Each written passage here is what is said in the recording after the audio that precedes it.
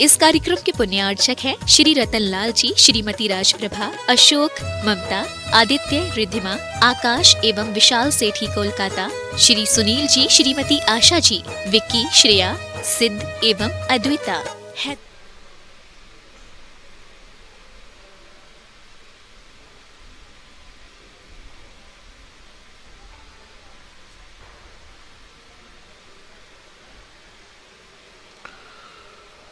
नमो अरिहन्ताणं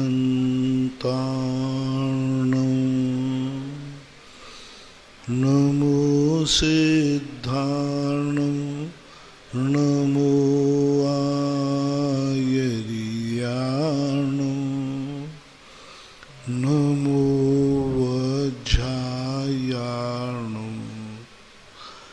नमो लोये सवशाहूर्णं। पंच परमेष्टि भगवान की, आचार्य श्री गुरुवर कुंद कुंद महाराज की, आचार्य श्री गुरुवर विद्यासागर महाराज की, पूज्य निर्यापक स्वर्ण मुनि पुंगव श्री सुधा सागर जी महाराज की जय। मंचासीन समस्त मुनि महाराजों की, परम पूज्य मुनिवर श्री धवल सागर जी महामुनि राज की।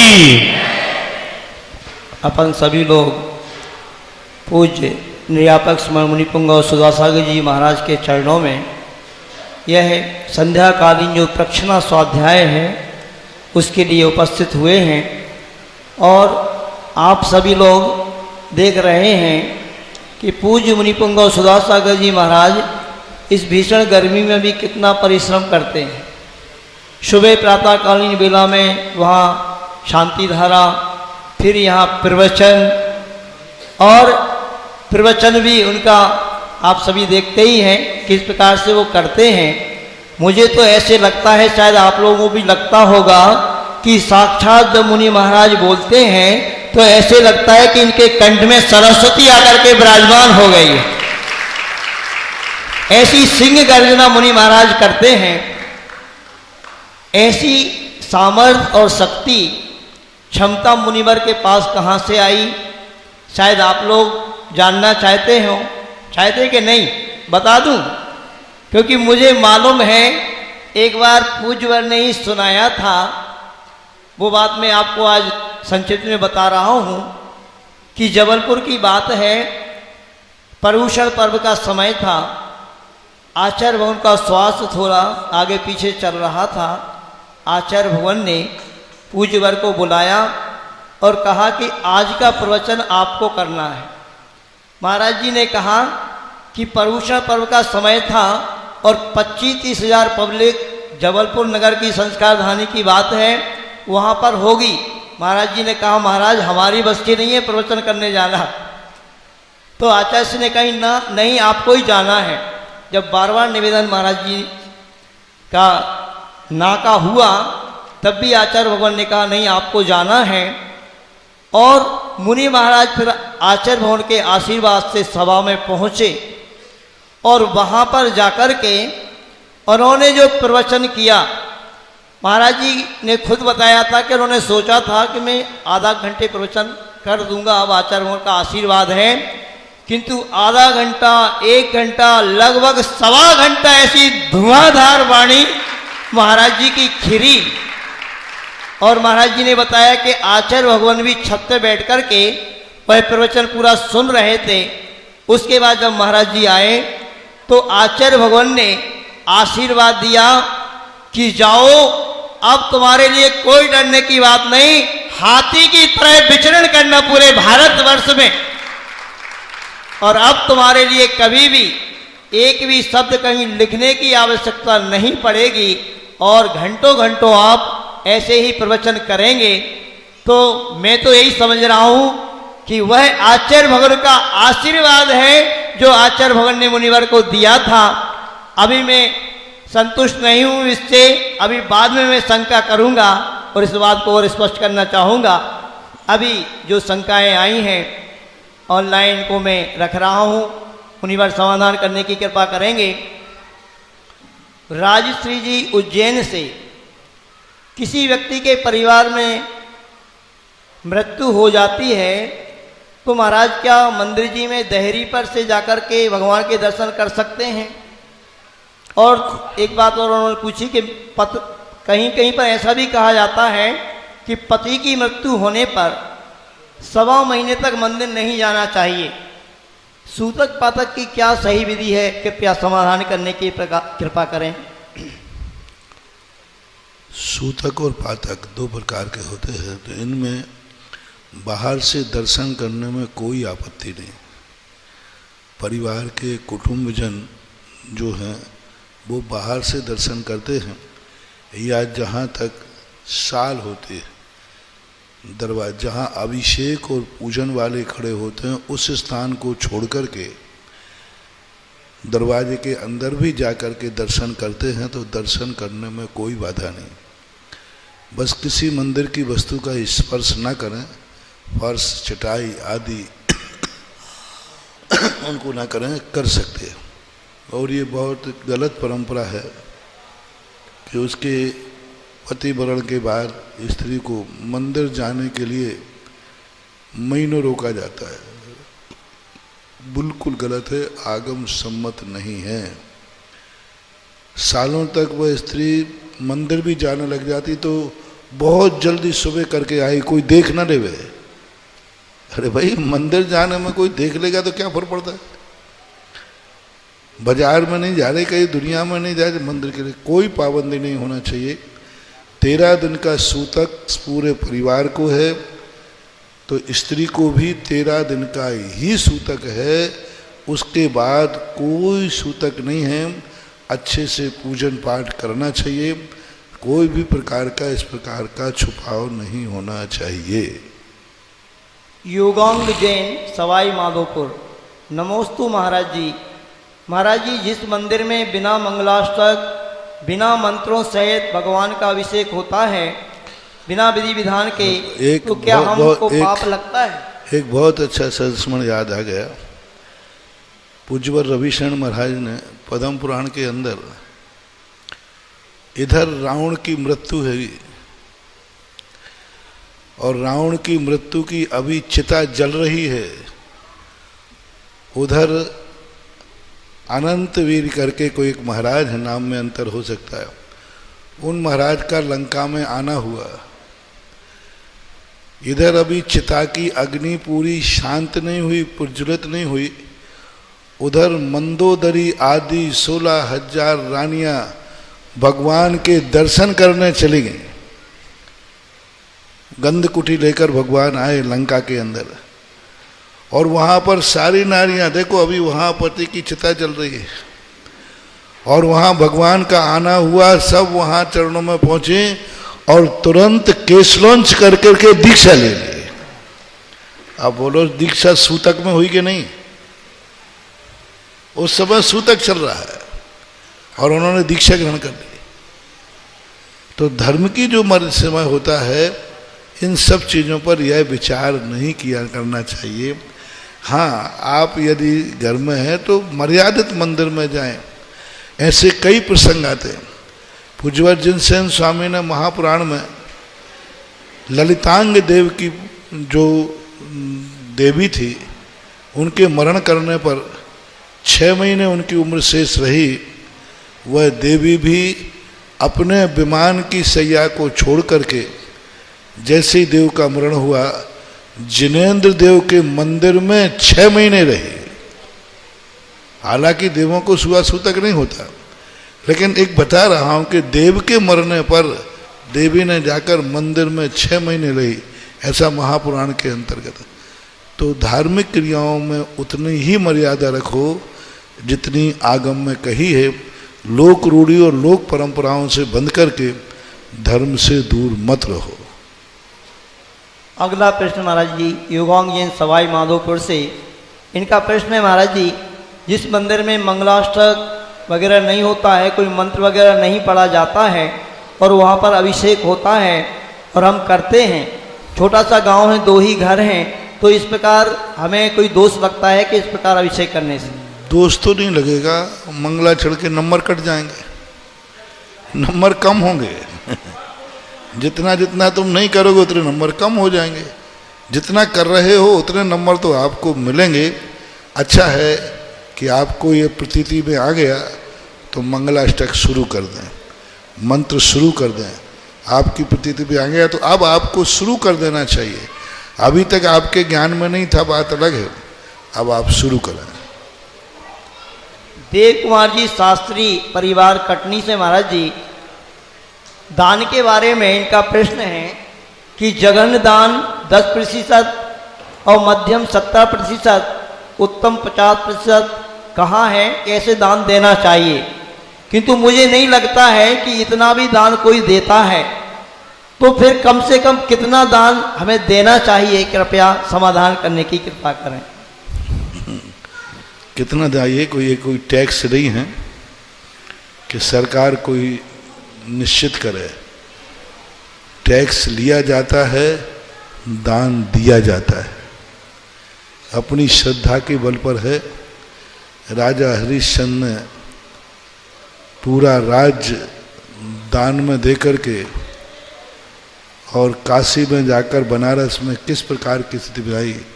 ऐसे भी दानी हुए हैं, ऐसे भी दानी हुए हैं जिन्होंने अपने जीवन में सब कुछ दान दे करके और स्वयं अपने उदासीन होकर चले गए। तो दान की कोई सीमा नहीं है, जितना अधिक कर सको उतना अधिक करो, जितना कर सको उसकी कोई मर्यादा मत मानो। सीमा पाप की होती है, धर्म की नहीं। ब्रह्मचारी माया दीदी, कमाने की सीमा करो, पापों में खर्च करने की सीमा करो। मैं इतना ही खर्च करूंगा महीने भर में, लेकिन मैं इतना दान दूंगा, ऐसी सीमा करने की जरूरत नहीं। उसको दान को हमेशा असीम करो। कितना दूंगा इसकी कोई सीमा नहीं है, जितना होता जाएगा देते जाएंगे, ऐसा आना चाहिए। अब जब बिल्कुल ही नहीं है तो कम से कम दस्तूर तो करना चाहिए। कितना कह दूं, अब वो रुपये ही नहीं चलता। पहले 1 पैसा की चिल्लर बना लेना, उतना दे देना। 1 पैसे की चिल्लर, 1 पैसे की चिल्लर। अब 1 पैसे की चिल्लर कहाँ मिलती है? एक कहावत है, राजा खुश हो जाए तो खजाना खोल देता है और बनिया खुश हो जाए तो 1 पैसे की चिल्लर बांट देता है। तो मुझे लगता है कि बनियाईगिरी से पूछ रहे हो कि महाराज कम से कम कितना, तो मैंने बता दिया 1 पैसे की चिल्लर बाजार से लाना, उसमें से 1 अंश दान में दे देना। ब्रह्मचारी माया दीदी, नमोस्तु गुरुवर। नमोकार मंत्र पढ़ने से, यानी एक बार भी नमोकार मंत्र यदि पढ़ा जाता है तो 7 सागर के पाप कटते हैं। ऐसा मुनिषी प्रशांत सागर जी महाराज ने जो जिन सरस्वती पुस्तक लिखी है उसमें लिखा है। क्या वास्तव में नमोकार मंत्र की इतनी बड़ी महिमा है? और नमोकार जो मंत्र होता है उसमें प्राय करके नमः शब्द बाद में आता है, और नमोकार मंत्र में सबसे पहले ही नमो शब्द क्यों दिया है? कृपया समाधान। 2 प्रकार के किसी भी कार्य की 2 धारणाएं होते हैं। एक सिद्धांत होता है और एक भावना होती है। सिद्धांत ग्रंथों में ऐसा कोई नियामक कारण शास्त्रों में नहीं लिखे, लेकिन भावना ग्रंथों में जरूर लिखा रहता। फलम शायद उपवास से भाषतम जनपुंगुई। एक बार तत्वार सूत्र पढ़ने से एक उपवास का फल रखता है, ये भावना है। एक बार रात्रि भोजन करने में 7 ग्रामों में जितने जीव हैं इनकी हत्या करने का जितना दोष है उतना लगता है। एक शराब की 1 बूंद पीने में इतने जीवों की आराधना होती है कि यदि उनके जीवों को देखा जाए, एक पकारों को खाने में जो उम्र है, बड़ उम्र पर 1 उम्र के जीवों में इतने जीवों की आराधना होती है कि उन जीवों पर पूरे जम्बू द्वीप में बिछाया जाए तो भी जम्बू द्वीप छोटा पड़ जाए। तो ये जो कथन होते हैं ये चरणान युग के होते हैं। ये भावनात्मक होते हैं। और नमोकार मन से 7 को 7 सागर की कम स्थिति हो जाती है। अरे नमोकार मन तो वो है जो उसमें 70 कोड़ा कोड़ी क्या संसार के समस्त कर्मों को क्षय कहते थे। पूज्यवर मानतुंग आचार्य महाराज ने भक्तांबर जी में लिखा, तत्संग कथापि जगताम दुर्तानि हंति। तुम आस्ताम तमस्त मन मस्त समस्त दूरम। इसका एक ही ऊपर का पंक्ति है कि भगवान आपके नाम तो, आपकी स्तुति भक्ति तो बहुत दूर की बात है, आपकी कथा करने मात्र से हमारे समस्त पापों का क्षय हो जाता है। और आगे उन्होंने क्या कहा, ऐसे कैसे हो जाएगा, कर्म तो इतने रात अनादिकाल से बांधे, एक क्षण में कैसे कट जाएंगे। तो कैसा पूज्यवर ने उदाहरण दिया कि रात भर का फैला हुआ अंधेरा सुबह की एक किरण निकलते ही क्षण भर में भाग जाता है। अंधेरा कब का फैला है और अंधेरा भागा कितने जल्दी, सूर्य की किरण। इसी प्रकार भगवान आपकी भक्ति रूपी किरण से हमारे जन्म जन्म के निबद्ध कर्म क्षण भर में क्षय को प्राप्त हो जाते हैं। ये कथन भी आया है। तो ये सिद्धांत वचन नहीं है, ये भावनात्मक वचन कहलाता है। और भावनाओं में ऐसी भावना भाने की बात आती है, ऐसी भावना से जो सामान्य अज्ञानी जन हैं वे धर्म से प्रभावित होते हैं, धर्म की तरफ आकर्षित होते हैं। जैसे आप लोग, यदि कहा जाए ये वस्तु 250 रुपये की है तो आपका मन लेने का नहीं होगा। दूसरा कहता है मेरे पास इस समय माल है, 50% डिस्काउंट है। कितना? 50%। और उसने 500 रुपया रेट डाल दिए और 50% डिस्काउंट करके 250 में ले आए। जिसने डिस्काउंट नहीं बोला उसका एक माल नहीं बिका, और जिसने डिस्काउंट बोला उसका सारा माल बिक गया। बोलो माल वही था, लेकिन तुम किस लिए दौड़ गए वहां? तो ऐसे ग्राहकों को लोभित करने के लिए 50% डिस्काउंट लिखा जाता है, चाहे भली वो 500 रुपया डाल दो तो चलेगा। तुम्हें अहंकार क्या है, मैं 50% डिस्काउंट में लाया हूं। तो ऐसे ही धर्म क्षेत्र में होता है।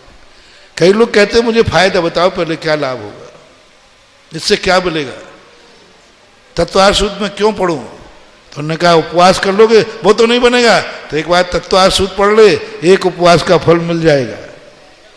अपना काम था तत्वार्थ सूत्र पढ़ाना, उसका काम था एक उपवास का फल पाना, दोनों के काम हो गए। बच्चा कहता है स्कूल जाऊंगा, चॉकलेट के लिए जाएगा, वो चॉकलेट के स्कूल जा रहा है और पिताजी का भाव है कि पढ़ने के लिए चला जाए। तो ये भावनात्मक ग्रंथों को, भावना कथाओं को भावना रूप ही लेना चाहिए, सिद्धांत नहीं है। ये नमो शब्द प्रारंभ में दिया है नमोकार मंत्र में, इसका बहुत बड़ा सिद्धांत है। वास्तविक रूप से देख करके नमस्कार करना और नमस्कार के लिए खोजना बहुत अंतर है। दान देने का भाव करना और दान सामने प्रसंग आ जाए तो भाव करना, चौका लगाना और महाराज आ जाएं और महाराज आ जाएं सो चौका लगाना, बहुत अंतर होता है। इसी प्रकार इसका नमोकार मंत्र में ये मन बनाया गया है कि तुम अरहंतों को क्यों ढूंढ रहे हो। पहले मेरे मन में भाव आया है कि मैं किसी को नमस्कार करना चाहता हूं, मैं अहंकार को चूर करना चाहता हूं। किसको करूंगा?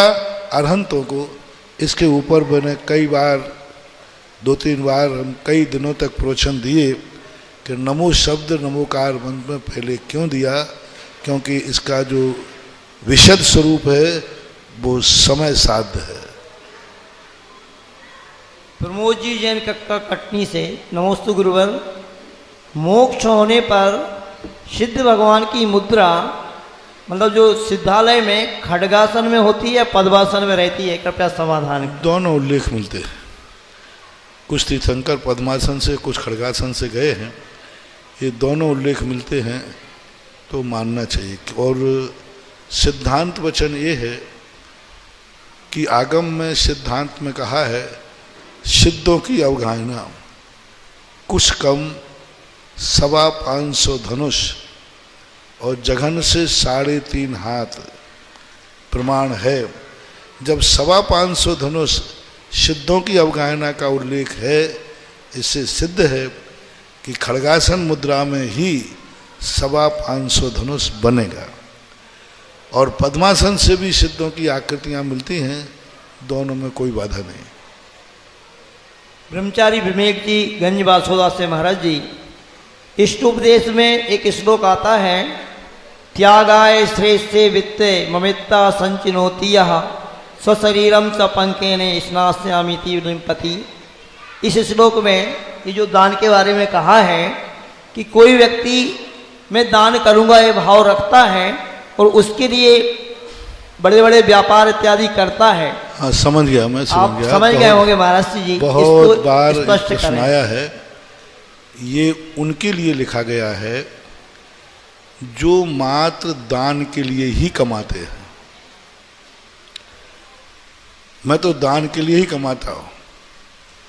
उनके लिए हमारे पूज्यवर समंत्र मद महाराज ने लिखा, जो ये कहें कि मैं भोजन बना, मेरा तो उपवास है लेकिन मुझे महाराज के लिए बनाना पड़ेगा, तो उन्होंने मना किया, स्नान ही नहीं करना तो आहार क्या देना। लोग इसका गलत अर्थ ले रहे, कमा रहे हो सो दान देना है कि दान के लिए कमा रहे हो। स्नान करना है, स्नान के लिए कीचड़ लगा रहे हो कि कीचड़ लगा है सो स्नान कर रहे हो? आप बताएं। जो व्यक्ति नहाने के लिए कीचड़ लगा रहा है वो ज्ञानी है कि अज्ञानी? बोले कब गंदा क्यों कर रहे? बोले नहाना है। नहाने के लिए जो कीचड़ लगाएगा वो मूर्ख है, लेकिन कीचड़ लगा है सो नहाएगा, ज्ञानी है। यहां ये कहा है जब तुम पाप कर ही रहे हो, आरंभ परिग्रह कर ही रहे हो, तो दान का निषेध नहीं है, उसमें संकल्प करना ही चाहिए कि मैं कमाऊंगा तो निश्चित ही पाप तो करूंगा, मैं उसमें से इतना दान दूंगा। भोजन तो मैं बनाऊंगा लेकिन मुनिराज आ जाएं तो पहले मैं उनका भोजन कराऊंगा, ऐसा कथन वहां लेना चाहिए। और यही भाव यदि कोई मेरे से पूछे कि महाराज जी मैं व्रत लेना चाहता हूं, व्रत ले लूंगा तो दान नहीं दे पाऊंगा,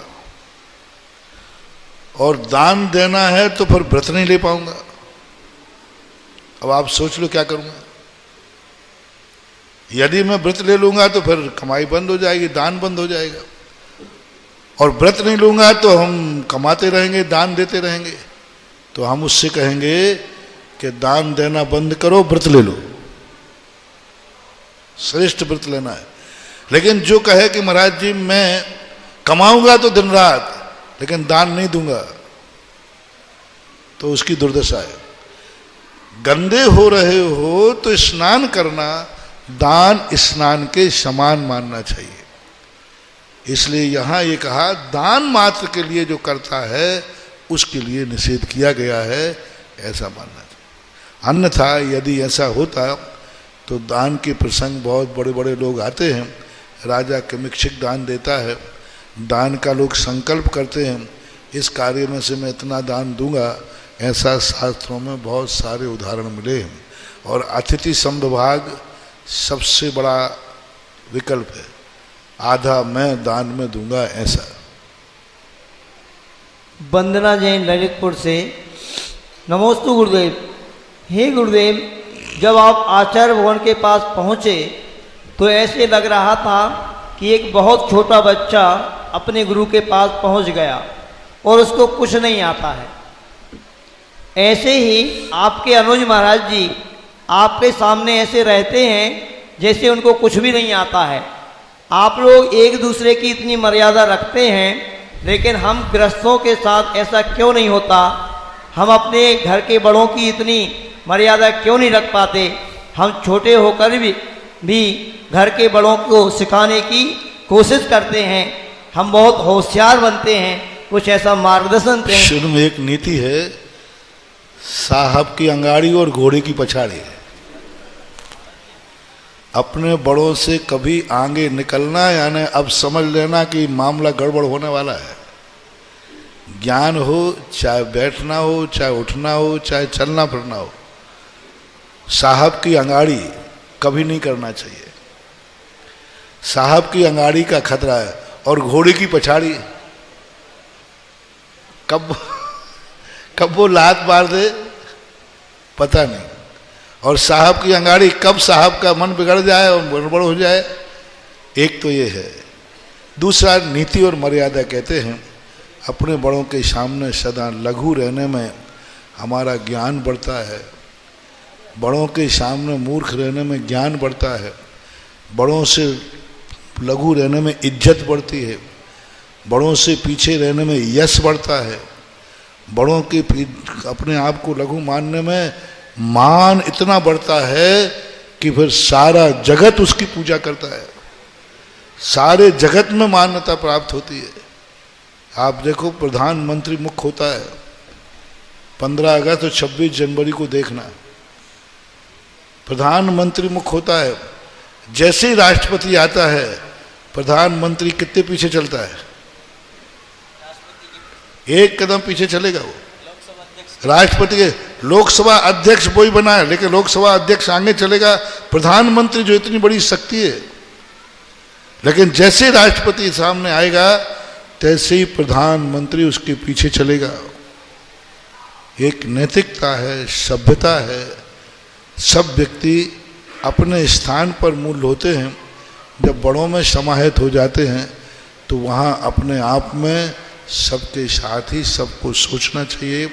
सभी को यही नियम, चाहे गृहस्थ हो, चाहे महाराज हो, चाहे आपका ऑफिस हो, चाहे वो नौकरी का हो, चाहे घर का हो, ये सब तरफ से एक तो अपने मर्यादा की तरफ से भी ये कार्य अपनाना चाहिए, क्योंकि विनय करने से गुण प्रकट होते हैं।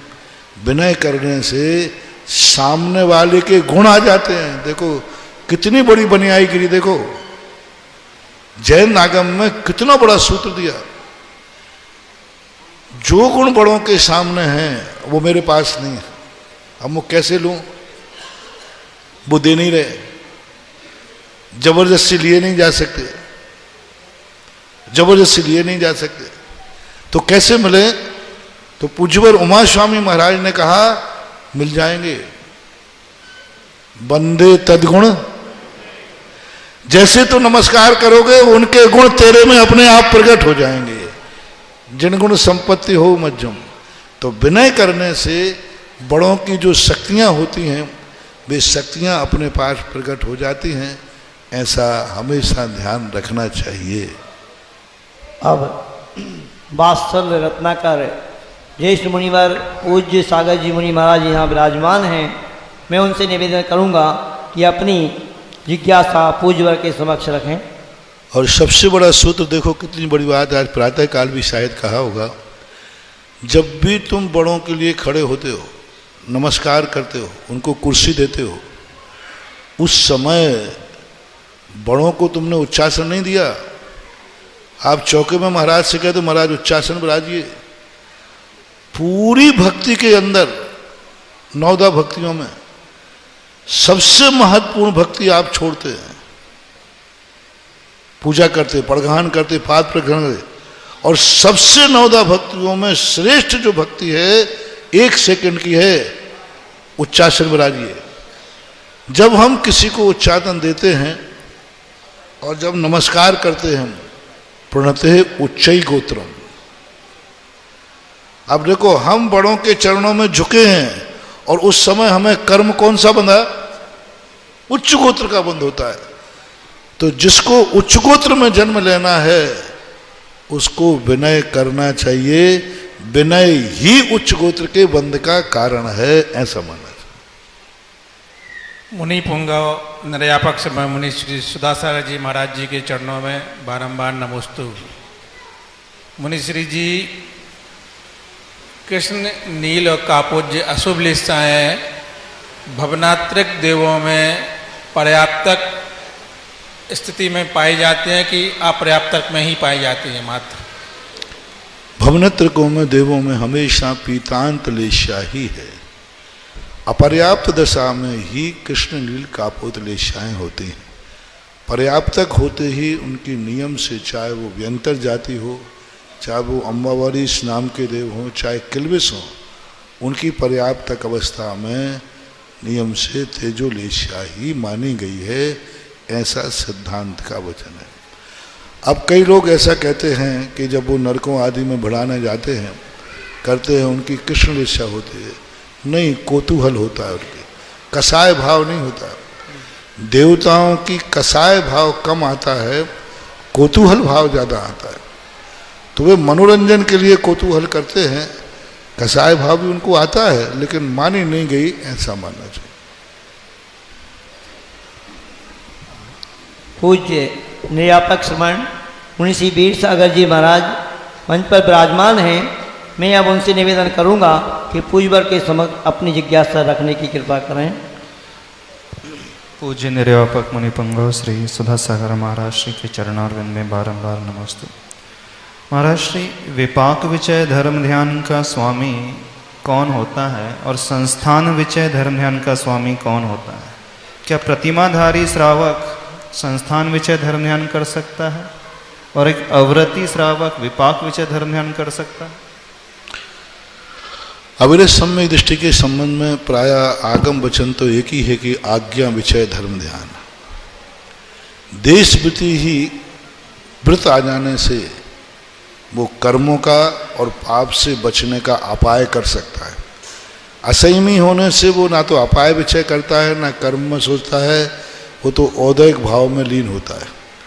क्योंकि विपाक विचय अपाय विचय धर्म ध्यान श्रद्धा के विषय नहीं है, क्रिया के विषय।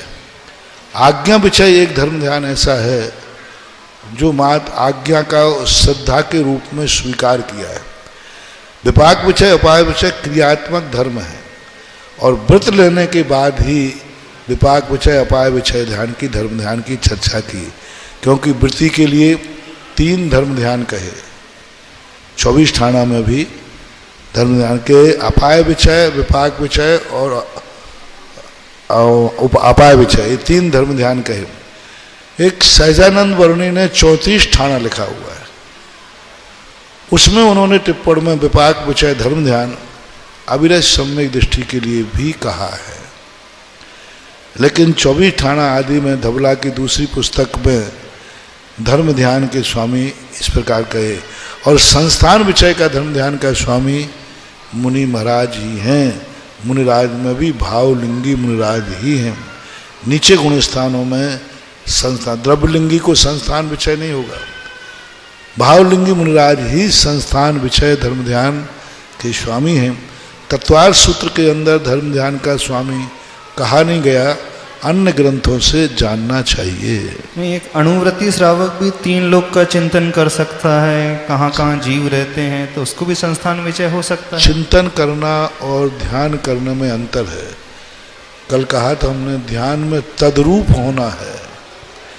विपाक विचय हम कर्मों का चिंतन कर रहे हैं, मिथ्यात्व की इतनी स्थिति होती है, मिथ्यात्व का इतना अनुभाग होता है, मिथ्यात्व इतने प्रकार का होता है, ये सब चिंतन है।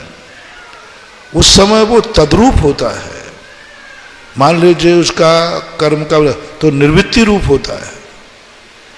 जैसे वो अशुभ में जाएगा तो वो निर्वृत्ति रूप करेगा, और शुभ में जाएगा तो प्रवृत्ति रूप करेगा। तद्रूप होने का नाम ध्यान है नहीं वैसा, लेकिन ज्ञान में ऐसा मानेगा जैसे कर्म का उदय चल रहा है, और वो ध्यान में बैठे कहेगा ये सब कर्म का उदय है, मेरे से बिल्कुल भिन्न है। ऐसी वो अनुभूति में उतर आएगा। इससे चिंतन का कोई काल नहीं होता। ध्यान का काल अंतर्मुहूर्त है। अंतर्मुख से अधिक ध्यान नहीं। चिंतन अपन कितना भी करें, तो चिंतन में संस्थान विषय धर्म ध्यान में वह व्यक्ति तद्रूप हो जाता है। जैसे वो स्वर्गों का चिंतन कर रहा है, तो स्वर्गों में चिंतन करते करते उसके परिणाम आ जाएंगे, हे बुद्धि के राग है, वैभव है, ये है, और उस समय उसके परिणामों में वैराग्य दशा झलकेगी। और अविरत चिंतन करेगा, हाँ इतने पालरे होते हैं, इतने देव होते हैं, इतनी देवियां होती हैं, उसको कुछ नहीं हो रहा है।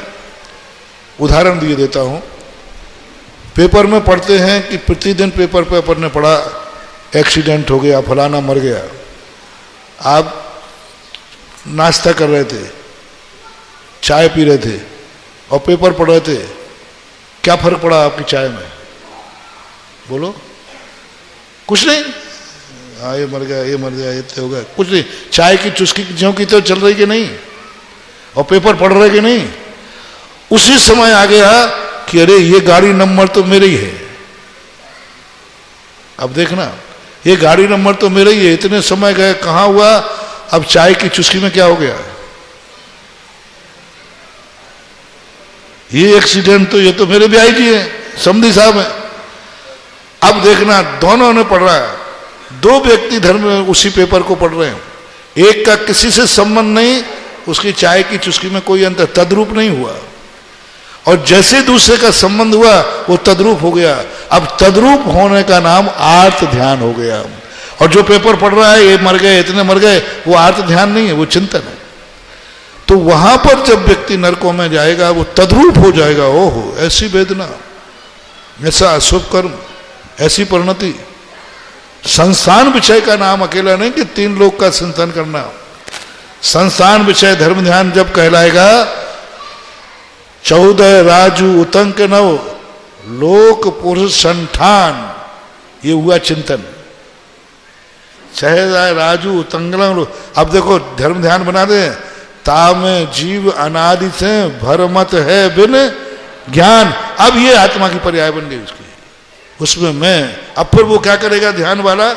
मैं अनादि काल से ऐसा भटकता रहा इस 3 लोक में, इस ज्ञान में, इन स्वर्गों में, इन्हीं राग रंग में तो मैं भटकता रहा, इसी राग रंग में तो मैं रमता रहा। ऐसी परिणति जब उसकी आ जाएगी, यानी जो चिंतन उसने सामने किया है, उस चिंतन को वो अपनी आत्मा की पर्याय बना लेगा, तब संस्थान विषय धर्म ध्यान कहलाएगा। इसलिए संस्थान का चिंतन करना अलग है, ध्यान करना अलग। बस ध्यान की परिभाषा में परिभाषा बनाओ, है नहीं अपने आप को तद्रूप मानना। नरकों में है नहीं और रो पड़ा, ऐसी वेदना, रोंगटे खड़े हो गए। अरे तू नरकों में पड़ा है क्या अभी? लेकिन वो ध्यान में चला गया, ऐसा मानना। अब मुनि श्री धवल सागर महाराज जी अपने धवल परिणामों से अपनी जिज्ञासा महाराज श्री के चरणों में रखें। पूज्य मुनि पुंगव सुधा सागर जी महाराज के चरणों में बारंबार नमोस्तु। महाराज श्री आदिनाथ जी भगवान की पूजन में ये पंक्तियाँ आती हैं। चैत्रवदी नवमी दिना जन्म श्री भगवान सुरपति उत्सव अति किया मैं पूजूँ ये ठान। ये पंक्तियाँ बता रही हैं कि चैत्र का महीना चल रहा है और आगे आने वाली 26 तारीख को श्री आदिनाथ भगवान की जयंती है। पूरे भारतवर्ष में महावीर जयंती तो लोग बहुत उत्साह के साथ मनाते हैं, किंतु आदिनाथ जयंती का अवसर कटनी वालों को प्रथम बार मुझे लग रहा है आपके सानिध्य में मनाने का अवसर है। यह श्री आदिनाथ भगवान की जयंती हम लोग कैसे मनाएं लोग और किस तरीके से इसको मनाना चाहिए, कृपया आप मार्गदर्शन दें कि सारे देश के लोग इसको समझ सकें। किसी महान आत्माओं की कोई भी प्रशंसा, कोई भी उत्सव मनाने के पर्पस 2 होते हैं। एक पर्पस होता है कि वैसा मैं बनूं, दूसरा पर्पस होता है कि इसको सारा जगत जाने। भावना और प्रभावना। महान आत्माओं के जब भी उत्सव मनाए जाते हैं उसमें 2 बातों का ध्यान रखना चाहिए। भावना, मैं तद्रूप होना चाहता हूं। प्रभावना, सारा जगत इसको समझे। आज भावनाएं तो हमारी किसी भी तीर्थंकर के उत्सव मनाने से पूर्ण हो सकती है। लेकिन प्रभावना जो है आज महावीर स्वामी से ज्यादा आदिनाथ की जयंती से हो सकती है।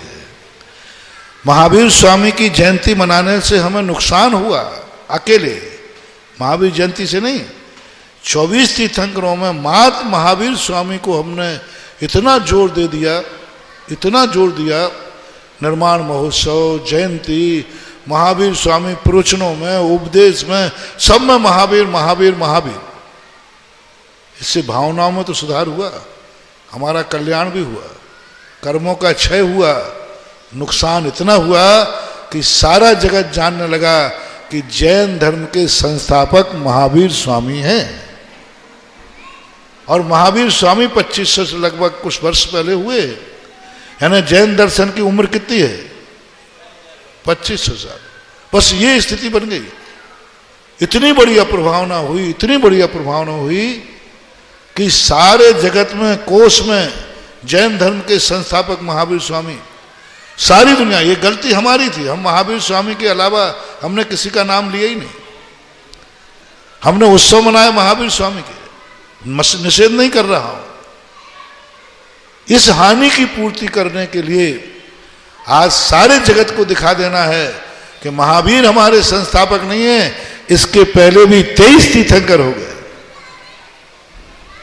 और ऋषभ देव के जो स्थितियां हैं, महावीर स्वामी को देख करके अन्नमति कहते हैं, महावीर स्वामी की जयंती मनाने से हमें क्या लाभ है, क्या लाभ मिलने वाला है, क्या उपलब्धि है, क्या किया उन्होंने?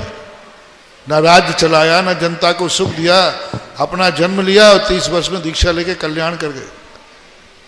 इसका जवाब ऋषभ देव से दे सकते हैं कि ऋषभ देव एक ऐसे तीर्थंकर हैं जिसने सारे जगत को सब कुछ दिया और मोक्ष मार्ग को भी सब कुछ दिया।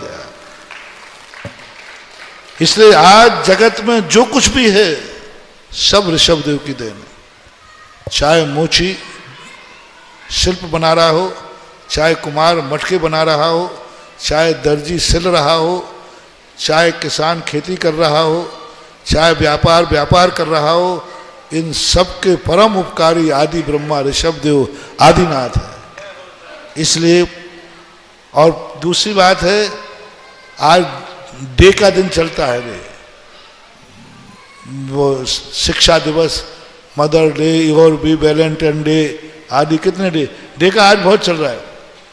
तो अब इसी हवा में बहते हुए पिछली बार हमने कहा था कि अपन भी एक तीर्थंकर दिवस मनाओ, और तीर्थंकर दिवस का हमने पूजा भी कराई थी आदिनाथ की। तीर्थंकर दिवस कैसे मनाना, लॉकडाउन में तुम लोग कम घरों में बंद थे, तो तीर्थंकर दिवस के रूप में, क्योंकि सबसे पहले तीर्थंकर इस युग के कौन हुए, तो चैत बदी नौमी तीर्थंकर दिवस के रूप में सारे जगत को मनाना चाहिए।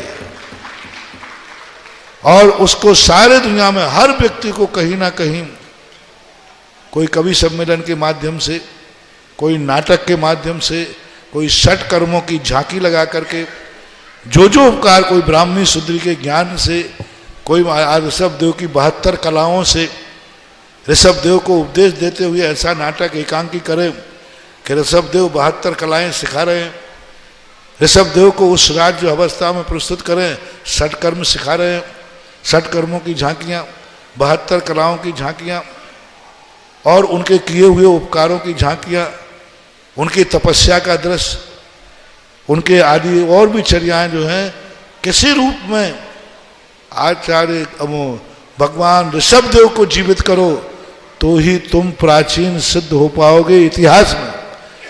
अन्यथा तुम भगवान महावीर स्वामी से अपनी भावना तो पूरी कर लोगे, लेकिन प्रभावना खत्म हो जाएगी। भावना से हमारा कल्याण होता है, भावना से संस्कार बनते हैं, और प्रभावना से संस्कृति बनती है, संस्कृति रास्ता बनता है, राजचिन्ह बनते हैं, अतीत बनता है, हमारे जाने के बाद उसकी खुशी के लिए रास्ता मिलता है। भावनाएं एकाकी होती है, प्रभावनाएं पीछे को लेकर के भी चलती है। जब कोई प्रभावना पर उतरता है, कोई सीढ़ी पर चढ़ता है, किसी को मंजिल पर जाना है, इसकी भावना है, तो वो सीढ़ी पर फटाफट करके चढ़ जाएगा। ये भावना है। प्रभावना वाला क्या करेगा? सीढ़ी पर आगे चढ़ने के बाद पीछे की सीढ़ी को मुड़ के देखेगा कि मेरे चढ़ने से पीछे की सीढ़ी टूट तो नहीं गई। क्यों? मेरे जैसा कोई पीछे आने वाला है। ये प्रभावना कहलाती है। हमारे बाद भी सीढ़ी को सुरक्षित छोड़ना प्रभावना है, और अपने आप में मंजिल पे चले जाना भावना है। महावीर स्वामी की कार्य करने से हम भावना की पूर्ति करेंगे, और ऋषभदेव की जयंती मनाने से हम प्रभावना और संस्कृति की रक्षा करेंगे। इसलिए आपको सभी मंदिरों में महावीर जैसे स्वामी जैसी जयंती सुबह उठ करके प्रभात फेरी निकालो। सभी लोग जैसे महावीर जयंती पर प्रभात फेरी निकालते हैं, कोई पैदल चल के प्रभात फेरी निकालते हैं, कोई साइकिल से निकालते, कोई मोटरसाइकिल से निकालते, कोई ना कोई उत्सव प्रभात फेरी निकालो। प्रभात फेरी के बाद सब लोग अपने भगवान का जुलूस निकालो, जैसे महावीर जयंती निकालते हैं। भगवान के जन्म कल्याणक की झांकियां आदि लगाएं, और जुलूस लगाने के बाद सभाएं करें, और सभाओं में ऋषभदेव के संसार को जो उपकार हैं उन उपकारों का बखान करें। विद्वानों को बुलाएं, कवि लोगों से कवि सम्मेलन कराएं, ऋषभदेव के उपकारों पर कवि सम्मेलन हो। एक कविता ऋषभदेव पे पढ़ देते हैं और फिर कविता चलती है रात भर, कौन सी, वो तुम्हें मालूम है। ऋषभदेव के उपकारों पे बताएं ऋषभ। तो ऐसे कवि सम्मेलन, वक्ताओं को बुलाएं, पंडितों को बुलाएं, ब्रह्मचारी को बुलाएं, ब्रह्मचारिणी को बुलाएं, जो वक्ता होते हैं उनको बुला करके आम सभा करें, और आम सभाओं में लोगों को बताने का प्रयास करें। ऐसा आदिनाथ जयंती, और आदिनाथ जयंती को बस महावीर जयंती के समान उत्साह के साथ मनाना शुरू करना चाहिए, करना ही है। बोले देवादेव श्री आदिनाथ भगवान की, पूज्य मुनि पुंगव श्री सुधा सागर जी महाराज की। जगत पूज्य गुरुवर के चरणों में जिनवाणी चैनल, सुधा कलश चैनल के माध्यम से लाखों जो जिज्ञासा समाधान का कार्यक्रम देख रहे हैं उन भक्त और यहाँ उपस्थित भक्तों की ओर से बारंबार नमोस्तु। पूज्य मुनि श्री ने जैसा कि अभी निर्देश दिया है कि पूरे देश और विदेश की पूरी जैन समाज को बड़े उत्साह के साथ तीर्थंकर दिवस आदिनाथ भगवान के स्वरूप मनाना है। उसकी आपको एक PDF पूजन की और सारी विधि की, जो कि महाराज श्री के आशीर्वाद से आपको व्हाट्सएप पे थोड़ी देर बाद प्राप्त हो जाएगी। आप उसको देखें और आगे भी आप उसको प्रसारित करें को पूरा देश बड़े उत्साह के साथ पूज्य गुरुदेव के आशीर्वाद से तीर्थंकर दिवस मनाए। मैं सर्वप्रथम जिज्ञासा के लिए आमंत्रित करता हूं श्रीमान प्रदीप जी जैन HB अध्यक्ष लाडगंज ट्रस्ट, आए और अपनी जिज्ञासा रखें। इसके बाद शशि सिंघई जी, सारिका सिंघई जी तैयार रहें, एक जिज्ञासा रखें। हमारे परम पूज निरापक मुनि सुधा सागर जी महाराज, नमोस्तु नमोस्तु नमोस्तु। समस्त HB परिवार की ओर से आपके चरणों में नमोस्तु नमोस्तु। महाराज जी, अभी स्वाध्याय की क्लास में एक ये वेदक सम्यक दृष्टि किसे कहते हैं? वेदक सम्यक दृष्टि के दो रूप। पहला वेदक सम्यक दृष्टि कहलाता है 3 प्रकृतियों में दर्शन मोहिनी की मिथ्यात, सम्यक मिथ्यात और सम्यक प्रकृति। तो जो क्षयोपशम सम्यक दर्शन बनता है, क्षयोपशम सम्यक दर्शन को भी वेदक सम्यक दर्शन कहते हैं। और एक वेदक काल कहलाता है, जैसे जब कोई छायक सम्यक दर्शन प्राप्त करता है तो मिथ्यात और सम्यक मिथ्यात का क्षय हो जाता है, सम्यक प्रकृति का भी बहुभाग क्षय हो जाता है, थोड़ा सा काल शेष रहता है, उसको वेदक काल कहते हैं। और वेदक सम्यक की भी स्थिति उसको मानते हैं, यानी क्षयोपशम सम्यक दर्शन को वेदक काल कहते हैं, वेदक सम्यक दर्शन कहते हैं। सरला सिंघई जी, सारिका सिंघई जी, दोनों जन एक जिज्ञासा रख लें, नाम बहुत हैं, एक कोई उसमें से जिज्ञासा रखें। इसके बाद श्री उत्तम चंद जी, अनुराग जी कल एक बहुत बड़ी बात आई थी, एक के बाद एक से कैसे संस्कृति बनती है। ऋषभदेव को अपन ने कल लिया, लेकिन ऋषभदेव के साथ संस्कृति अकेले ऋषभदेव ने नहीं बनाई, अजितनाथ ने भी बनाई, शंभवनाथ ने बनाई, परंपरा बनती है। कल हमने देखो कहा था ना कि यह सारा कन्हैया लाल जी ने कितना बड़ा भाव किया, अमर खोजने के बाद कल नाम लिया तो एक संस्कृति का निर्माण हुआ कि ये जमीन अकेले कन्हैया लाल जी ने नहीं, इनके भाइयों में कितना संगठन था कि इनके 5 भाई थे। कन्हैया लाल जी थे, इनके ट्रस्ट का नाम था कन्हैया लाल गिरधारी लाल धार्मिक औषधालय ऐसा ट्रस्ट है। गिरधारी लाल जी थे तो इनके भाई थे, पहले कन्हैया लाल, दूसरा नाम था गिरधारी लाल, तीसरा रतन चंद, चौथा दरबारी लाल और तीसरा परमानंद जी। अब इन 5 की समष्टि देखना, मुट्ठी देखना।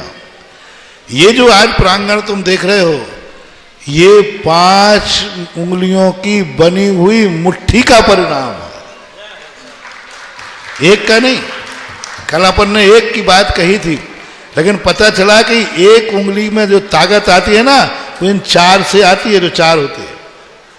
यदि ये 4 नहीं रहे तो एक में भी ताकत आने वाली नहीं है। तो ये मुट्ठी का परिणाम है। ये 5 भाइयों में इतनी एकता थी। मैं इनका एक कुछ पत्र थे, कुछ वसीयत थी, वो पढ़ रहा था। उनमें हर भाई ने कहा कि ये मंडावरा कहलाता है। क्या गांव है इसका? कोई मंडावरा है, हाँ, जो गांव। इस गांव में 5 भाइयों की जितनी जमीन थी, सभी भाइयों ने अपनी जमीन को इस औषधालय ट्रस्ट के लिए समर्पित कर दिया। अब देखो ताकत किसकी थी। अपन कहते हैं इस अंगूठे में ताकत है, नहीं, ये 4 उंगलियां नहीं हो तो अंगूठे में कोई ताकत नहीं है। यानी 5 भाइयों ने मिलकर के एक संगठन बनाया, एक दिशा दी, और सबने जिन जिन की यहां जमीन थी, सभी भाइयों ने जमीन एक संगठित होकर के एक से ट्रस्ट के लिए समर्पित की। आज बहुत अच्छा लगा। कल हमें जब शाम को पता चला कि एक नहीं, यहाँ 5 भाइयों की मुट्ठी का था, तब ये खांडप्रस्थ आज इंद्रप्रस्थ बन रहा है। वो पांडव भी थे जो खांडप्रस्थ बना था, लेकिन खांडप्रस्थ से इंद्रप्रस्थ किसने बनाया? 5 ने, एक ने नहीं। इसी प्रकार ये सारा प्रांगण, ये 5 सवाई सिंह परिवार के ये 5 पांडव थे, और 5 पांडवों ने एक ऐसा किया कि आज यहाँ पर उनकी पवित्र भावना का परिणाम। एक और यहाँ सुनते जाएं, जब कोई कार्य पवित्र भावना से किया जाए, उस पर कितना भी संकट आए, वो कभी विनाश को प्राप्त नहीं होगा। जैसे हस्तिनापुर के अंदर दुर्नीति से हस्तिनापुर की रक्षा हुई। हस्तिनापुर आज जिला भी नहीं रहा, हस्तिनापुर आज जिला भी नहीं है। और खांडप्रस्थ से इंद्रप्रस्थ बना सच्चे मन से, तो वो इंद्रप्रस्थ आज देश की राजधानी दिल्ली है। महाभारत का जो इंद्रप्रस्थ है वो दिल्ली है। अब देखो, हजारों साल के बाद ईमानदारी से बना, सच्ची लगन से बना, बहुत तहस नहस किया गया है इंद्रप्रस्थ को, लेकिन आज भी वह देश की राजधानी दिल्ली बनकर के सारे जगत में रहा। इसी प्रकार से जब 5 पांडवों ने, इन भाइयों ने इतना किया, तो इस भूमि में भी बहुत उत्सर्ग है, लेकिन अंत में ये चेतनोदय तीर्थ क्षेत्र के रूप में परिणत हुआ। 5 भाई बहुत आशीर्वाद के पात्र हैं, जिन्होंने संस्कार, 5 ने इकट्ठे होकर के संस्कार बना दिए, और 5 के संगठन ने ये चेतनोदय चेत की संस्कृति बना दी। मुझे तो जो दिन भर में मिलता है तो मैं देता, कल उतना सा मिला था, आज इतना मिल गया, तो तुम्हारे लिए दे दी। सरला जी सिंह, सारिका जी सिंह, इसके बाद तैयार रहे अनुराग जी जैन कटनी। नमोस्तु महाराज जी, नमोस्तु महाराज जी, नमोस्तु। भगवान महाराज जी, मेरी ये शंका है कि अगर जैसे मैं ये सोचूं कि मुझे अगले जन्म में आचार्य श्री जैसे माँ बाप मिले, आचार्य आपको जैसे गुरु मिले, मुझे मिले, या मुझे अपना स्त्री परिच्छेद के अगले जन्म में मैं ऐसा 8 साल में मतलब धर्म में चल, ये सब निदान में आते हैं क्या? निदान में आएंगे क्या? नहीं, निदान संसार की भोगाभिलाषा का वो निदान में आता है।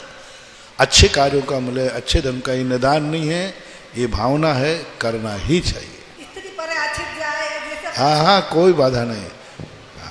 मुनिवर श्री हाँ, ये मत करना अगले भाव में यही हमें फिर से मिले, अगले भाव में यही बेटा मिले, अगले भाव में यही पति मिले, अगले भाव में यही माँ बाप मिले, ऐसा भाव नहीं करना। अगले भाव में हमारी स्त्री पर्याय छूट जाए, ये भाव खूब करना है, ये निदान नहीं है।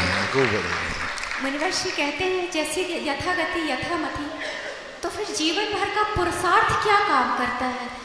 जब सब कुछ जीवन भर का पुरुषार्थ के लिए ये काम करता है, क्योंकि कुछ प्रश्न ऐसे हैं जिनका उत्तर नहीं है, प्रश्न ही है। कोई विद्यार्थी पूरे साल भर अच्छी तरह पढ़ा और जिन परीक्षा थी उसी दिन बुखार आ गया, वो पेपर नहीं दे पाया, तो उसको फेल का सर्टिफिकेट मिलेगा कि पास का? फिर साल भर की पढ़ाई का क्या हुआ? कोई व्यक्ति गाड़ी चला रहा था, पूरी रात भर गाड़ी अच्छी चलाई पूरी, और 1 किलोमीटर रह गया था स्थान और झपकी आ गई, तो अब रात भर की गाड़ी चलाने का जो पुरुषार्थ था वो फल प्रशंसनीय है कि गाड़ी गड्ढे में पड़ी है वो निंदनीय है। जो यहाँ होता है वो यहाँ होता है। जीवन भर अच्छा किया, लेकिन पेपर के समय जब आयुबंध का समय आता है उस समय यदि चूक जाता है तो फेल ही माना जाता है। लेकिन पूर्व में जो किया है वो निष्फल नहीं जाता, उसका फल कहीं ना कहीं मिलता है। भले वो उस साल परीक्षा में फेल हो गया, आगे क्लास में नहीं जा पाया, लेकिन जो पढ़ाई की थी वो ज्ञान तो उसको है कि नहीं है, ऐसे ही यहाँ रहता है। इसके बाद सभा सिंह श्री उत्तम चंद जी, अनुराग जी, अनुज जी, कोयलावाला परिवार जिज्ञासा रखें। उसके बाद तैयार रहेंगी मंजू जी छापड़ा रानौली वाली। नमोस्तु महाराज जी। इस तीर्थ क्षेत्र पर हमारे परिवार को मूल नायक भगवान विराजमान करने का सौभाग्य मिला। उस मूल नायक भगवान का नाम और चिन्ह क्या होगा महाराज श्री? मूल नायक भगवान को यहाँ सब शुरू में भी हमने विचार किया था जब आपका मूर्ति आई थी, लेकिन वो बिना चिन्ह की ही मूर्ति थी उस समय। यहाँ पर के इस चेतनोदय तीर्थ क्षेत्र को और आपके परिवार के लिए, सबके लिए मुनिसुव्रत नाथ भगवान इष्ट है। जो गौशाला में बैठे, ये तो हमने सैंपल में बैठा लेते अस्थायी, कि चलो अभी जब तक ये क्षेत्र नहीं बना तब तक के लिए भगवान बैठा लें, तो वो छोटे रूप में थे, ये बड़े रूप में हैं।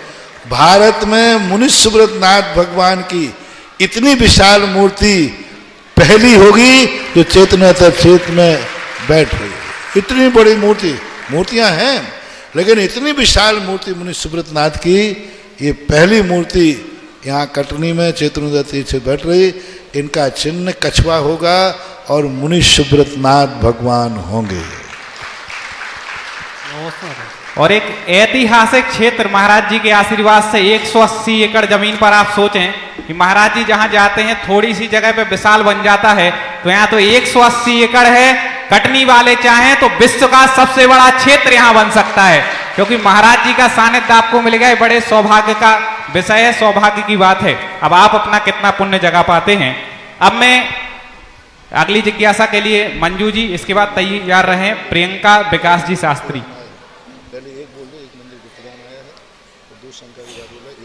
शीघ्रता से हाँ जिज्ञासा बोले। मेरे आराध्य गुरु को शत वंदन, शत वंदन। गुरुवर, मेरी जिज्ञासा यह है कि प्राय देखा जाता है कि हम कोई भी चीज़ की शुरुआत कम से करते हैं, जैसे कि थोड़े थोड़े नियम लेकर हम बड़े नियमों की ओर बढ़ते हैं।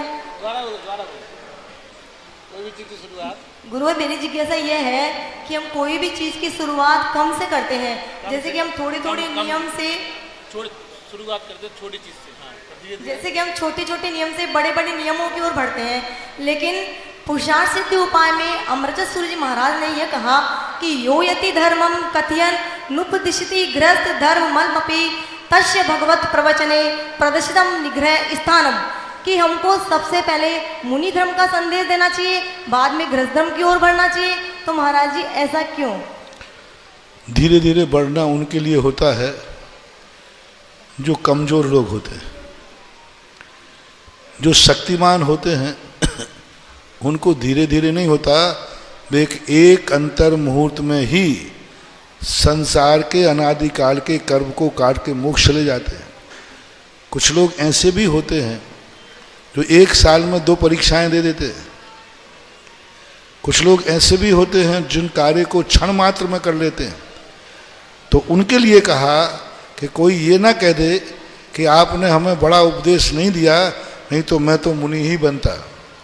व्यापारिक नीति है, दुकानदार पहले सस्ता माल बेचना चाहेगा कि महंगा? बोलो ना भाई, महंगा। अब महंगा नहीं लेगा तो सस्ता। ऐसे हमारी दुकान है कि पहले हो जाके मुनि माल, महंगा माल बेचो, और मुनि बन गया तो बल्ले बल्ले। अब वो कहता नहीं साहब मैं तो नहीं बनूंगा, तो ठीक है, पर जो लेना है तो ले ले।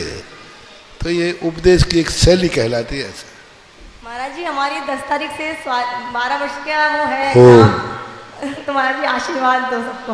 आगे चलो। और अभी महाराज श्री ने 5 भाइयों की बात बताई थी, तो ये महाराज जी के आशीर्वाद का प्रभाव है कि 5 भाइयों के बाद जमीन तो थी, लेकिन उसका सदुपयोग नहीं पता था। जहां महाराज जी का निर्देश मिला उस सदुपयोग पता चला, और इस क्षेत्र की महिमा को सुनकर के महाराज श्री के आशीर्वाद से एक और भक्त ने भावना भाई है कि गुप्त दान में हम एक मंदिर बनाएंगे। ये बहुत बड़े सौभाग्य की बात है कि आपको यहाँ पर अपने जीवन में आपने बहुत सारे घर बनाए होंगे, लेकिन पूज्य निर्यापक श्रवण मुनि पुंगव सुधा सागर जी महाराज के आशीर्वाद से यदि एक मंदिर आपके परिवार ने बना लिया तो आपका पूरा परिवार, पूरा जीवन धन्य हो जाएगा।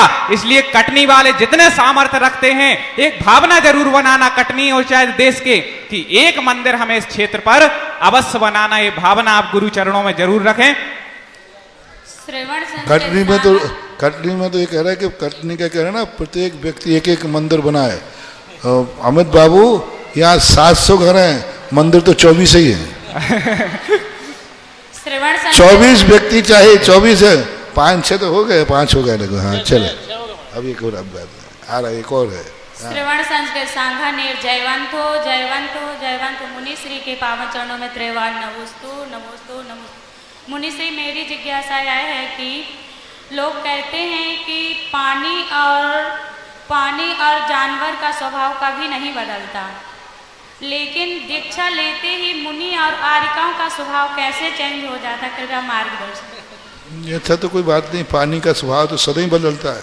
पानी रे पानी रंग तेरा कैसा, बोले जिसमें जाए उसी जैसा। तो पानी तो सबसे पहले अपना स्वभाव बदलता है, गर्म भी हो जाता है। जानवर भी आदि भी सब स्वभाव बदल देते हैं, ऐसी बात नहीं है। तो मुनि श्री आर्यिका और मुनिराज कैसे स्वभाव को बदल लेते हैं? मुनि और आर्यिका कैसे मतलब स्वभाव बदल देते हैं? पहले ऐसे रहते, फिर अच्छे हो जाते हैं बहुत इच्छा के बाद। उसका मूल कारण है कि वो आप लोगों की संगति छोड़ देते हैं। बस आप लोगों की संगति में जो रहेगा वो बिगड़ा ही रहेगा, और आप लोगों की संगति जो छोड़ देगा वो अपने आप सुधर ही जाता है।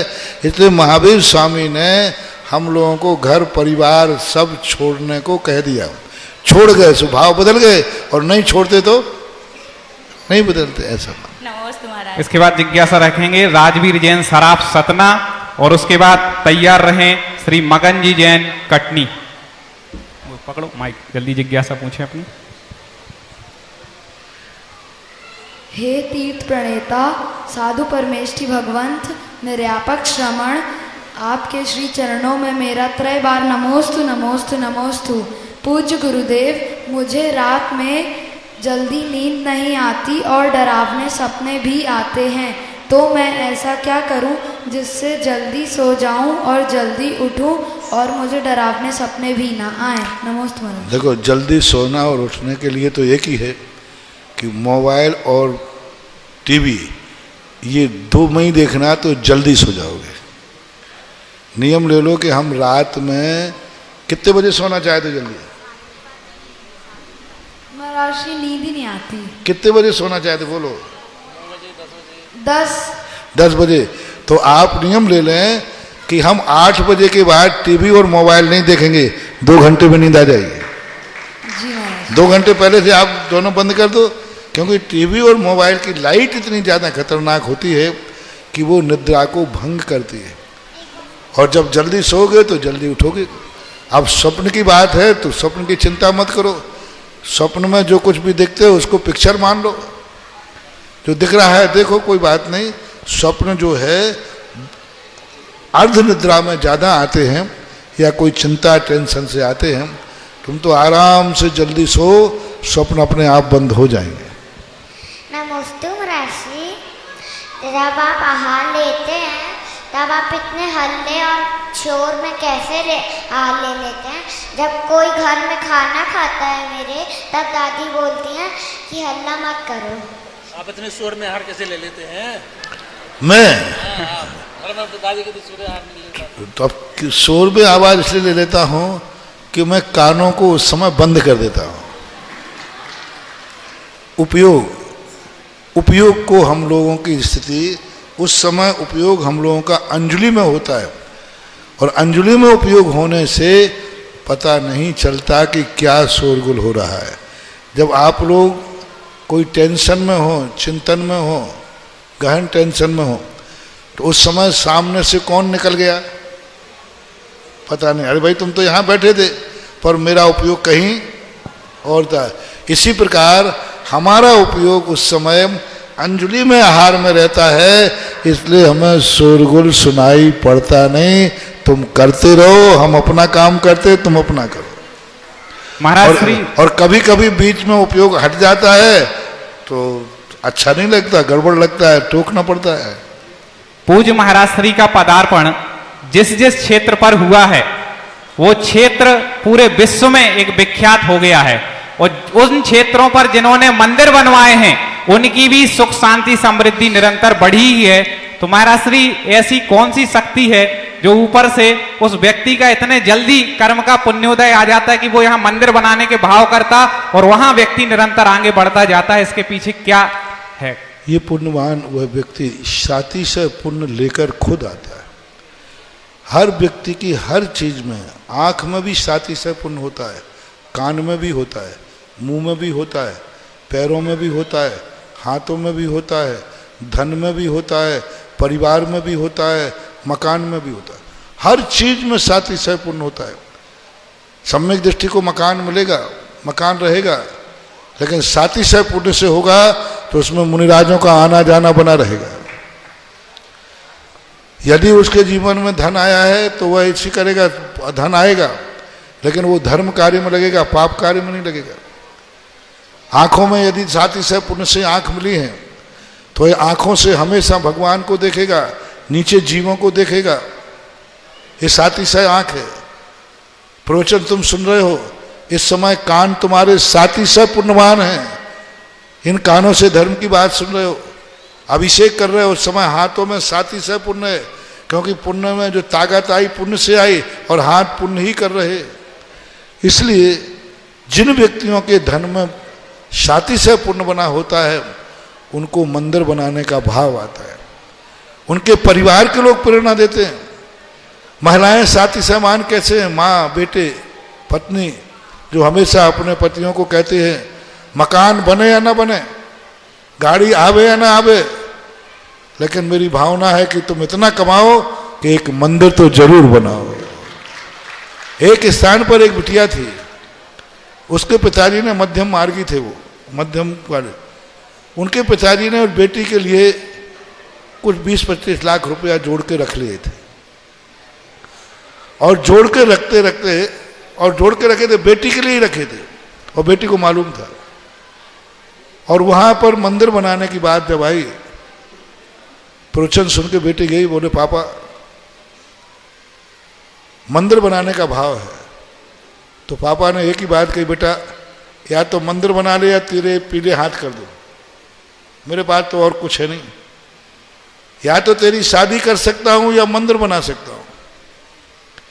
बेटी ने एक ही बात कही, पापा मंदिर बनाओ, शादी का निर्णय मेरी किस्मत पे छोड़ दो। मैंने मैना सुंदरी का चरित्र सुना है, छोड़ दो मेरे। बोले बेटा ऐसा जमाना नहीं है आज।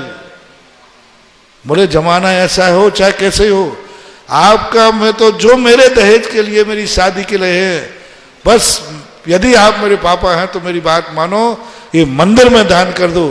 पर बेटी मैं तेरे हाथ कैसे पीले करूंगा।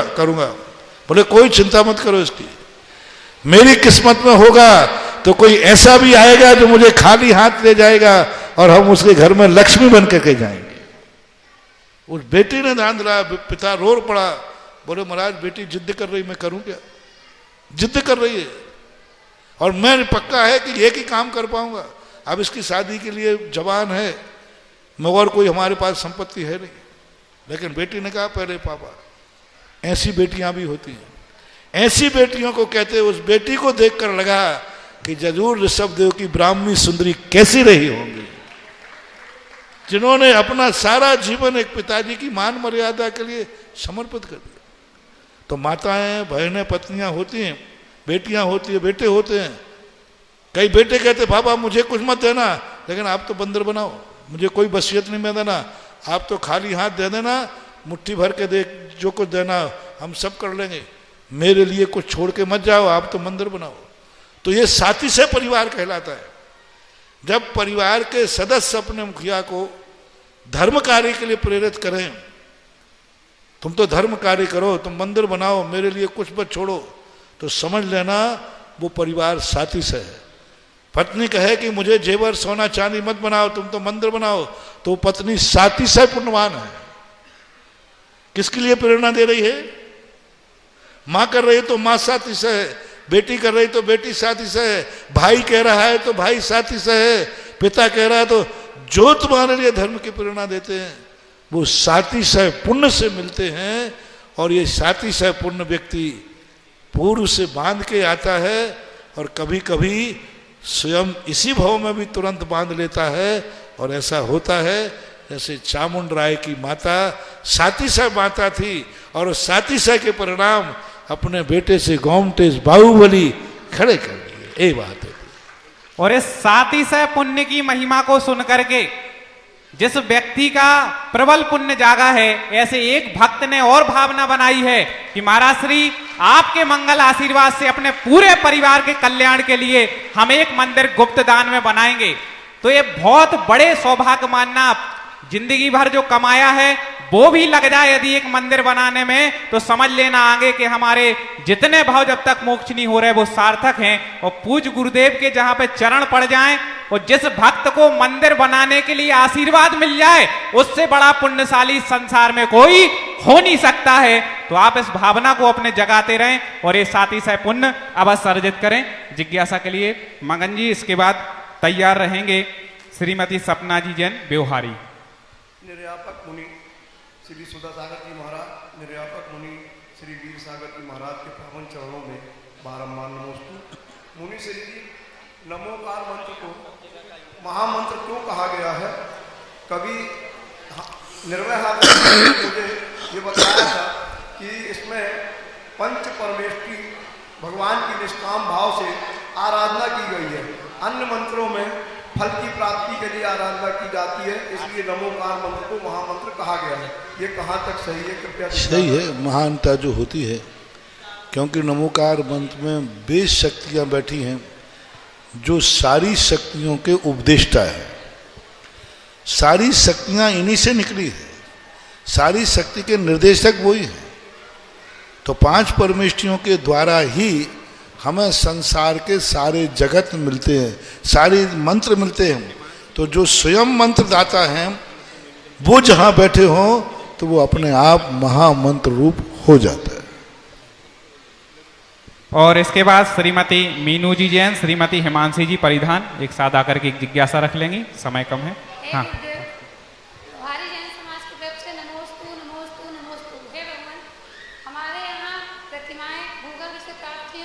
तो कर लिए, लेकिन हम व्यवहारी जैन समाज के लोग ऐसे कौन सा पुरुषार्थ करें, कैसे पुण्य बढ़ाएं कि आपके श्री चरण हमारे व्यवहारी ग्राम में पड़ें और हम लोगों को उन भगवान की महिमा के बारे में आपके श्री मुख से सुनने को मिले। नमोस्तु नमोस्तु नमोस्तु। भगवान तुम्हें मिल गए हैं, अब भगवान से पूछो, वो ही बताएंगे। हम कैसे बताएं कि मैं कहाँ जाऊँ, क्योंकि मेरी बांगडोर उनके हाथ में है। मैं तो पतंग हूँ, डोर जिनके हाथ में है उनसे पूछो कि ये पतंग कब हमारे यहाँ उड़ेगी। चलिए मीनू जी जैन और हिमांशी जैन। हाँ, के प्रातः स्मरणीय परम उपकारी मेरे आराध्य गुरुवर के चरणों में मेरा और मेरे परिवार की ओर से नमोस्तु नमोस्तु नमोस्तु। हे गुरुवर, मेरी जिज्ञासा है कि मैंने आचार्य श्री और आपको आपके त्याग से, तपस्या से, प्रवचन से आप सबको तो पहचान लिया है, लेकिन मैं स्वयं को कैसे पहचानूं, ना मैं अंदर से ना बाहर से, मैं स्वयं को नहीं पहचानती। बताइए मैं कैसे पहचान सकती अपने आप को? जितनी बुद्धि हो उतनी लगाओ, जितनी आँख देख सके उतना देखो, जितना कान सुन सके उतना सुनो, जितना गला बोल सके उतना बोलो, जितने पैर सके उतने चलो। तो जितना अपन की बुद्धि होती है उतना ही पहचानने से हमारा पूरा काम हो जाता है। मीनू जी जैन केवी के अंतिम जिज्ञासा रखेंगे। श्रवण संस्कृति के उन्नयन श्री मुनि को बारंबार नमोस्तु, मंचासीन सभी मुनियों को मेरा बारंबार नमोस्तु। हे मुनि, मेरी यह प्रार्थना है कि तीव्र पुण्य के उदय से हमें जैन धर्म की प्राप्ति हुई, पंच परमेष्ठी की शरण मिली। हम ग्रस्त जीवन में रहते हुए हम ऐसा क्या पुरुषार्थ करें कि हमें हमारा छठवें काल में जन्म ना हो? जैनाचार्यों ने कहा षडावश्यक को जीवन के अंतिम श्वास तक पालन करने का संकल्प लेना चाहिए। देव दर्शन करना और जीवन भर देव दर्शन का नियम लेना, पूजा करना और जीवन भर पूजन करने का नियम लेना, माला फेरना और जीवन भर माला फेरना, नियम लेना और जीवन भर के लिए नियम लेना, दर्शन करना और जीवन भर के दर्शन करने का नियम लेने से वह व्यक्ति जन्मांतरों में भी उसी रूप को पा जाता है जिस रूप में वो धर्म कर रहा है। नमोस्तु महाराज जी, नमोस्तु। और अब परम पूज्य गुरुदेव की महाआरती का परम सौभाग्य, कौन वह बड़भागी सौभाग्यशाली परिवार होगा जो यह सौभाग्य प्राप्त करेगा?